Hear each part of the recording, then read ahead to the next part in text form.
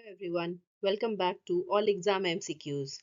Unit 6 हम कर रहे थे, इसके हमने 2 पार्ट कंप्लीट कर लिए थे। आज मैं आपके सामने पार्ट 3 में इम्पोर्टेंट क्वेश्चंस लेकर आई हूँ। पुरानी वीडियोस अगर आपने नहीं देखी हैं तो लिंक डिस्क्रिप्शन बॉक्स में है, आप वहाँ से चेक कर सकते हैं। तो चलिए इस वीडियो को स्टार्ट करते हैं। इसमें हमने library management and principles and practices के ही यूनिट 6 को आगे कंटिन्यू किया है। Question 1. Which of the following techniques can be used in libraries for planning activities and services? निम्नलिखित में से कौन सी तकनीक पुस्तकालयों में गतिविधियों और सेवाओं की योजना बनाने के लिए इस्तेमाल की जा सकती है? Operations research, network analysis, PERT CPM या Delphi technique? The correct answer is D, Delphi technique. The Delphi technique is a research method where a panel of experts, usually librarians or information science professionals, are surveyed multiple times through questionnaires to gather consensus on a specific topic or issue related to library services, often aiming to identify trends, develop policies, or assess future needs by leveraging the collective expertise of the group through iterative feedback loops. Delphi technique एक शोध पद्धति है जिसमें विशेषज्ञों के एक panel, आमतौर पर पुस्तकालय अध्यक्ष या सूचना विज्ञान पेशेवरों से प्रश्नावली के माध्यम से कई बार सर्वेक्षण किया जाता है ताकि पुस्तकालय सेवाओं से संबंधित किसी विशिष्ट विषय या मुद्दे पर आम सहमति बनाई जा सके, जिसका उद्देश्य अक्सर पुनरावृत्त फीडबैक लूप के माध्यम से समूह की सामूहिक विशेषज्ञता का लाभ उठाकर प्रवृत्तियों की पहचान करना, नीतियां विकसित करना या भविष्य की आवश्यकताओं का आकलन करना होता है। Question 2. Who developed CPM method? CPM पद्धति का विकास किसने किया? H L. Gantt, Kelly and Walker, G Keller या B Taylor? The correct answer is B, Kelly and Walker. The CPM की फुल फॉर्म होती है the critical path method, is a project modeling technique developed in the late 1950s by Morgan R. Walker of DuPont and James E. Kelly Jr. of Remington Rand. Critical path विधि एक परियोजना model तकनीक है जिसे 1950 के दशक के अंत में ड्यूपॉन्ट के मॉर्गन आर वॉकर और रेमिंगटन रैंड के जेम्स ई कैली जूनियर द्वारा विकसित किया गया था. Question 3. Mathematical formula for staffing pattern was recommended by whom? Staffing pattern के लिए गणितीय सूत्र की सिफारिश किसके द्वारा की गई थी? एस.जी. भट्टाचार्य, नीलमगम, एस.आर. रंगनाथन या C P. Shukla? The correct answer is C, S R. Ranganathan. S.R. Ranganathan recommended a mathematical formula for calculating staff strength in libraries. This formula is also known as Ranganathan's General Staff Formula. S.R. Ranganathan ने पुस्तकालयों में कर्मचारियों की संख्या की गणना के लिए एक गणितीय सूत्र की सिफारिश की. इस सूत्र को रंगनाथन ने जनरल स्टाफ सूत्र के नाम से जाना जाता है. Question 4. Which theory of motivation assumes that employees are inherently lazy? प्रेरणा का कौन सा सिद्धांत यह मानता है कि कर्मचारी स्वाभाविक रूप से आलसी होते हैं? Herzberg's theory of motivation, McGregor's theory X या मैकग्रेगर्स थ्योरी ऑफ वाई या Maslow theory of motivation? The correct answer is B, McGregor's theory X. Question 5. According to Maslow, which one of the following need is the highest in the hierarchy? Maslow के अनुसार निम्नलिखित में से कौन सी आवश्यकता पदानुक्रम में सबसे ऊंची है? सिक्योरिटी, सोशल, सेल्फ एक्चुअलाइजेशन या esteem? The correct answer is C, self actualisation. Maslow need hierarchy theory आप सबने पढ़ी होगी, ये उसी से रिलेटेड क्वेश्चन है. Question 6. Who derived principles of librarianship from core, liberal, democratic and humanistic values? पुस्तकालय अध्यक्षता के सिद्धांतों को मूल उदार लोकतांत्रिक और मानवतावादी मूल्यों से किसने प्राप्त किया? Michael Gorman, Samuel Rothstein, Hemlata Iyer या C.A. Cutter? The correct answer is A, Michael Gorman. Question 7. Weeding of unuseful books from the library is done by which section? पुस्तकालय के अनुपयोगी पुस्तकों की छंटाई किस अनुभाग द्वारा की जाती है? Acquisition section, circulation section, document processing section या maintenance section? The correct answer is D, maintenance section यानी रख रखाव अनुभाग के द्वारा। Question 8. Which one is not included in Henry Mintzberg's mechanism of coordination? Henry मिन्सबर्ग के समन्वय तंत्र में कौन सा शामिल नहीं है? लीडरशिप, म्यूचुअल एडजस्टमेंट, आउटपुट या skills?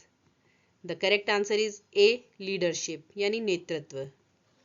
Henry Mintzberg, a Canadian management expert, identifies 6 coordinating mechanisms: mutual adjustments, direct supervision, and standardization of work process, standardization of outputs, standardization of skills, and standardization of norms. कनाडाई प्रबंधक विशेषज्ञ Henry मिन्ट्सबर्ग ने 6 समन्वय तंत्रों की पहचान की: पारस्परिक समायोजन, प्रत्यक्ष पर्यवेक्षण और कार्य प्रक्रिया का मानवीकरण, आउटपुट का मानवीकरण, कौशल का मानवीकरण और मानदंडों का मानवीकरण। Question 9. Which theory of leadership assumes that great leaders are made, not born? नेतृत्व का कौन सा सिद्धांत यह मानता है कि महान नेता पैदा नहीं होते बल्कि बनाए जाते हैं? Contingency theory, great man theory, behavioural theory या none of the above? The correct answer is C, behavioural theory यानी व्यवहार सिद्धांत। Question 10. Path goal theory developed by Robert House is basically concerned with? Robert House द्वारा विकसित पथ लक्ष्य सिद्धांत मूलतः किससे संबंधित है? मोटिवेशन, लीडरशिप, कम्युनिकेशन या performance evaluation? The correct answer is B, leadership. Path goal theory was first introduced by Robert House in 1971 and later revised in 1996. It states that leaders' behaviors are leadership style influenced by subordinates characteristics, namely their satisfaction, motivation and performance. पथ लक्ष्य सिद्धांत को सर्वप्रथम 1971 में Robert House द्वारा प्रस्तुत किया गया था तथा बाद में 1996 में इसमें संशोधन किया गया। यह बताता है कि नेताओं का व्यवहार और नेतृत्व शैली उनके अधीनस्थों की विशेषताओं को प्रभावित करती है, अर्थात उनकी संतुष्टि, प्रेरणा और प्रदर्शन को। Question 11. The concept of human relations was developed by whom? Robert House द्वारा विकसित पथ लक्ष्य सिद्धांत मूलतः किससे संबंधित है? Edwin B Flippo, Herbert A Simon, Abraham Maslow या Elton Mayo? The correct answer is D, Elton Mayo. Question 12. Who wrote the book Total Quality Control among the following? निम्नलिखित में से टोटल क्वालिटी कंट्रोल पुस्तक किसने लिखी है? Edward Deming, Armand V Feigenbaum, Herbert A Simon या Walter A Shewhart? The correct answer is B, Armand V Feigenbaum. Armand B. Feigenbaum's book Total Quality Control, a forerunner for the present understanding of TQM, was published in 1951. यह पुस्तक total quality control जो TQM की वर्तमान समझ के लिए एक अग्रदूत थी, ये 1951 में प्रकाशित हुई थी। Question 13. Who coined the term hidden plant? Hidden plant शब्द किसने गढ़ा? Walter Shewhart, Abraham Maslow, Armand B Feigenbaum या Herbert A Simon? The correct answer is C, Armand B Feigenbaum. The term hidden plant or hidden factory was popularized by Armand Feigenbaum in the late 1970s. Feigenbaum's concept of the hidden factory was primarily focused on quality, specifically the waste and cost caused by bad work, much of which is hidden below the surface of day-to-day operations. छिपी हुई factory शब्द को Armand फ्रेगेनबाम ने 1970 के दशक में के अंत में लोकप्रिय बनाया था। फ्रेगनबॉम की छिपी हुई फैक्ट्री की अवधारणा मुख्य रूप से गुणवत्ता पर केंद्रित थी, विशेष रूप से खराब काम के कारण होने वाली बर्बादी और लागत, जिनमें से अधिकांश दिन प्रतिदिन के संचालन की सतह के नीचे छिपी होती है। Question 14. Who among the following developed the pyramid of self-actualization of needs? निम्नलिखित में से किसने आवश्यकताओं के आत्म साक्षात्कार का पिरामिड विकसित किया? Peter Drucker, H J Eysenck, Henry Fayol या Abraham Maslow? The correct answer is D, Abraham Maslow. The pyramid of self-actualization of needs, also known as Maslow's hierarchy of needs, was developed by the American psychologist Abraham Maslow. आवश्यकताओं के आत्म साक्षात्कार का pyramid, जिसे Maslow की आवश्यकताओं के पदानुक्रम के रूप में भी जाना जाता है, अमेरिकी मनोवैज्ञानिक अब्राहम मॉस्लो द्वारा विकसित किया गया था. Question 15. Six Sigma was developed by. Six Sigma का विकास किसके द्वारा किया गया था? माइक्रोसॉफ्ट, मोटोरोला, IBM या British Standards Institute? The correct answer is B, Motorola. Six Sigma is a set of techniques and tools for process improvement. It was introduced by American engineer Bill Smith while working at Motorola in 1986. Six Sigma प्रक्रिया सुधार के लिए तकनीकों और उपकरणों का एक set है. इसे 1986 में मोटोरोला में काम करते समय अमेरिकी इंजीनियर बिल स्मिथ द्वारा पेश किया गया था. Question 16. Who among the following developed the 7S model of change management?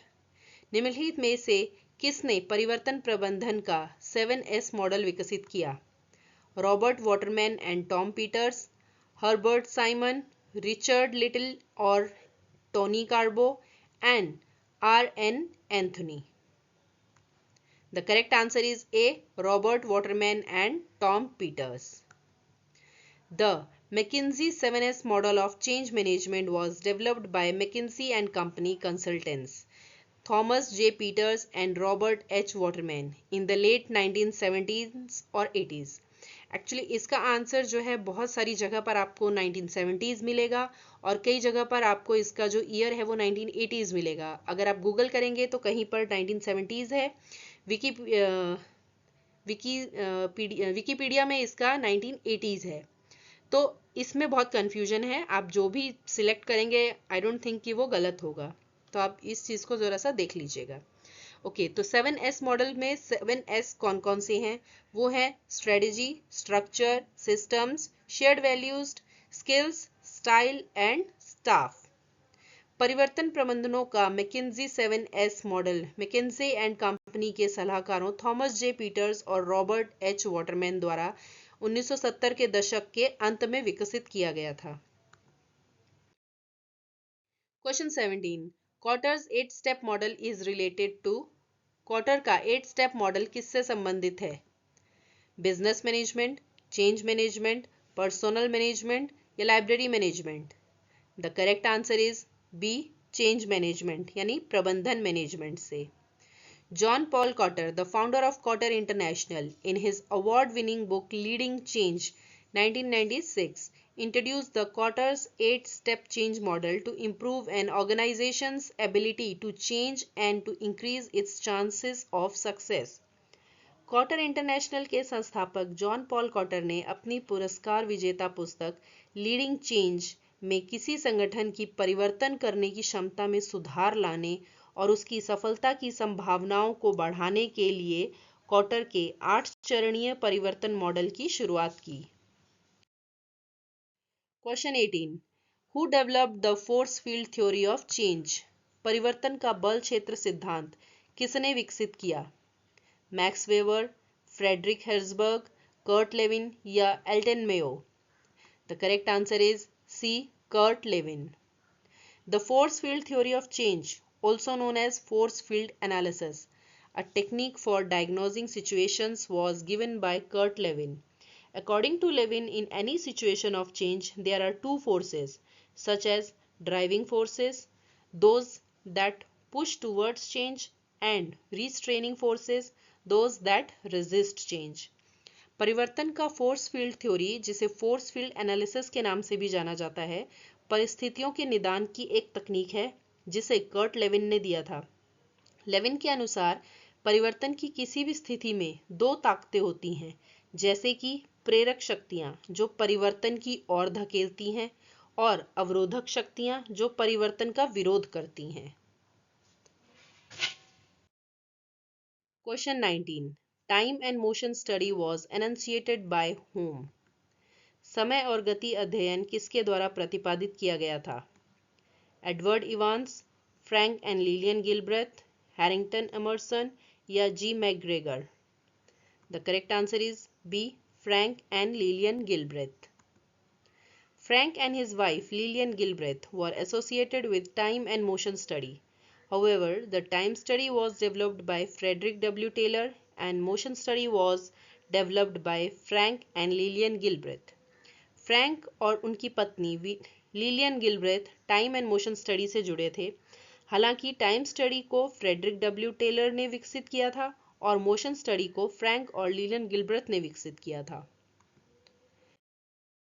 Question 20. Time and motion study concept is related to which school of management?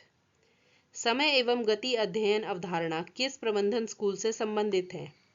Classical school of management, scientific school of management, human relation school या social system school? जैसा कि हमने अभी पिछले question में पढ़ा कि time study को फ्रेडरिक डब्ल्यू टेलर ने विकसित किया था, तो इसी से हमें समझ में आ जाना चाहिए कि इसका आंसर है B, scientific school of management, यानी वैज्ञानिक प्रबंधन स्कूल, क्योंकि एफ डब्ल्यू टेलर जो थे वो साइंटिफिक स्कूल ऑफ मैनेजमेंट से जुड़े हुए थे।